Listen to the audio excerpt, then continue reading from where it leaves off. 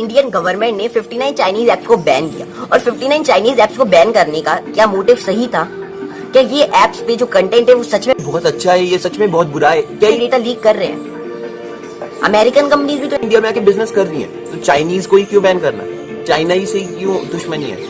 इस वीडियो में आपको लास्ट तक ये सारी चीजों के आंसर विद फैक्ट्स मिल जाएंगे। तो अगर आपको लगता है कि हमारी वीडियो में फैक्ट्स हैं, तो आप हमें सपोर्ट कर सकते हैं लाइक करके, चैनल को सब्सक्राइब करके और इस बेल आइकन को जरूर दबा दीजिए। सो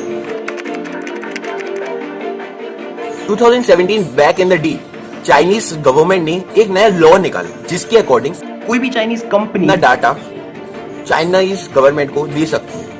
मतलब अगर किसी भी कंट्री में बिजनेस कर रही है और चाइनीज गवर्नमेंट को उस कंट्री का डेटा चाहिए है, तो उस कंपनी को देना पड़ेगा। वो कंपनी मना नहीं कर सकती, और अगर वो कंपनी मना कर देगी तो वो नहीं चल पाएगी। तो जो कंपनी है वो डेटा के लिए मना नहीं कर सकती चाइनीज गवर्नमेंट को।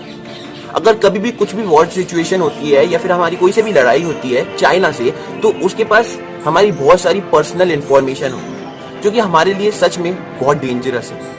ये टिकटॉक या 59 ऐप्स जो चाइनीज बैन हुए हैं वो टेम्पररी है या परमानेंट, इसका कोई आंसर नहीं है। बट ऑफ कोर्स अगर ये परमानेंट है तो ये बहुत अच्छा है। शॉर्ट टर्म में लोगों को बुरा लगेगा, बट लॉन्ग टर्म में ये बहुत अच्छा है। अभी भी आपको ऐसा लगता है कि ये सिर्फ इंडिया में ही क्यों हो रहा है, तो मैं आपको बता दूं ये सिर्फ इंडिया में नहीं, ऑस्ट्रेलियन आर्मी, अमेरिकन आर्मी और बहुत सारी कंट्रीज की आर्मी के संग भी हो रहा है। इवन ऑस्ट्रेलियन गवर्नमेंट और अमेरिकन गवर्नमेंट दोनों ट्राई कर रहे हैं टिकटॉक को बैन करने का, कहीं ना कहीं प्लानिंग कर रहे हैं और उन पे आई वॉच कर रहे हैं। तो शायद ये अमेरिका में भी बैन हो जाए और ये इंडियंस के लिए जीत हो या फिर अमेरिकन के लिए जीत हो, ये किसी के लिए जीत नहीं है। बट स्टिल अगर ये कंपनीज डेटा लीक कर सकती हैं तो हमें क्या फर्क पड़ता है? क्या फर्क पड़ता है? फर्क पड़ता है, ऑफ कोर्स फर्क पड़ता है, क्योंकि आरोग्य सेतु जो कि एक मेड इन इंडिया ऐप है और मेड बाय गवर्नमेंट ऐप है, वो आपसे इतनी पर्सनल डिटेल्स नहीं ले सकता आपकी परमिशन के बिना, जितनी टिकटॉक आपकी परमिशन के बिना ले सकता है। इवन यूसी ब्राउजर और जो कैम स्कैनर ऐप थे, ये कई बार डेटा लीकिंग की वजह से कंट्रोवर्सी में फंस। इवन इंडियन आर्मी तक चाहती है कि 89 ऐप्स और बैन हो जाए, including Facebook, PUBG and x. पहले टिकटॉक ने ये जो टेक्स्ट आप पढ़ रहे हैं ये एक जगह लिखा था टिकटॉक ने, तो मुझे पर्सनली इससे प्रॉब्लम है, क्योंकि इसमें लिखा है डेमोक्राइज्ड।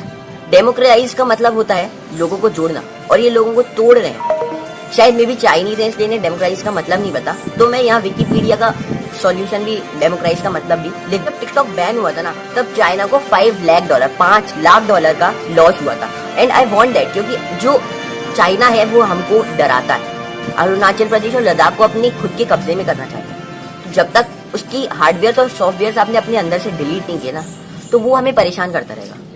आर्मी को कोई प्रॉब्लम नहीं है, उनको कोई शौक नहीं है लड़ने का, अपनी लाइफ गंवाने का, बट स्टिल वो अगर आपकी सुरक्षा के लिए अपनी लाइफ तक की कुर्बानी देने को रेडी हैं, तो आप चाइनीज सॉफ्टवेयर की कुर्बानी दे सकते हैं। क्या फर्क पड़ता है? किसी इंडियन कंपनी को चाइना में अपना बिजनेस फैलाना होता है, बिजनेस स्प्रेड करना होता है, तो चाइनीज गवर्नमेंट चाहती है कि हम इंडियन गवर्नमेंट की जो कंपनीज हैं वो या तो किसी चाइनीज कंपनी के साथ कोलैबोरेशन कर ले या फिर नहीं है। बट अमेरिकन कंपनीज तो जा ही नहीं सकती डेटा लीक के चक्कर में। तो मैं चाहता हूँ कि इंडिया में भी ऐसा हो। अगर किसी भी चाइनीज कंपनी को इंडिया में आना है तो उनको पहले किसी इंडियन टेक कंपनी के साथ कोलैबोरेशन करना पड़े, वरना वो यहाँ की इकोनॉमी खाती जाएंगी। और इवन शीन और क्लब फैक्ट्री, इनने पिछले साल टैक्स तक नहीं भरा, हमारे देश में आके बिजनेस करते हैं और इवन इनकम टैक्स भी नहीं भरते हैं। तो ये कंट्रोवर्सी का बहुत बड़ा चक्कर है, बहुत बड़ा कारण है। तो ये ऑब्वियसली जो चाइनीज ऐप्स हैं कभी कभी अपने टैक्स भी नहीं भरते हैं, बहुत गलत बात है। एक रिक्वेस्ट है, टिकटॉकर्स को बेरोजगार मत कहो, क्योंकि बुरा लगता है। भले ही आप कैरी के फैन हो, पर कैरी ने भी ये नहीं कहा कि आप टिकटॉकर्स की बुराई करो या उन्हें बेरोजगार कहो,